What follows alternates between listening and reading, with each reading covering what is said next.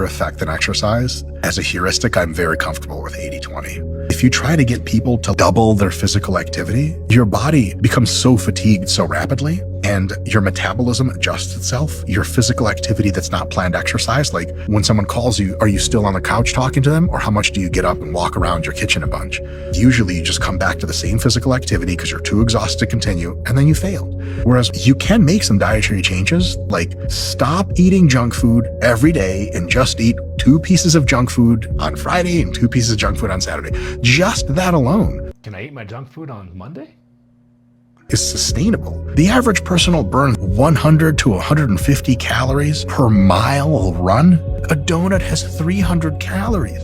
You gonna run 3 miles after you eat each donut? It's insane. To burn a pound of body fat, you need to get 3,500 calories per week out of your diet, or do 3,500 extra calories of activity per week. But if they were to keep training to keep the calorie burn at a moderate to high level, but take food out of their diet, especially through junk food, the total calorie sink they can make for themselves is now in the hundreds of calories per day. Now you're losing a pound of fat every week. Now you're having big results. I think that's very, very powerful, and love Dr. Mike Israetel. The guy's hilarious and very, very smart. He definitely promotes a whole completely different approach than what we do, but I do agree with a lot of what he said. Diet is key, and you're not going to out exercise. You're not going to run 2 miles just to eat a donut. I'm sorry, no matter how delicious the donut is. So the thing of it though is we have to remember that there's more to this weight loss thing than just this energy deficit. And so he's looking at the 3,500 calorie deficit coming from mostly restriction in your intake and then some increase in your output.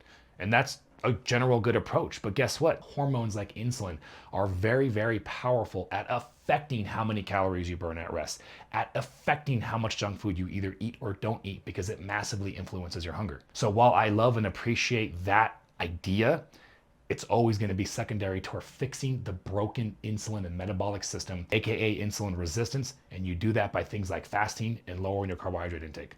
Keep it locked and loaded, guys, and we'll see you later.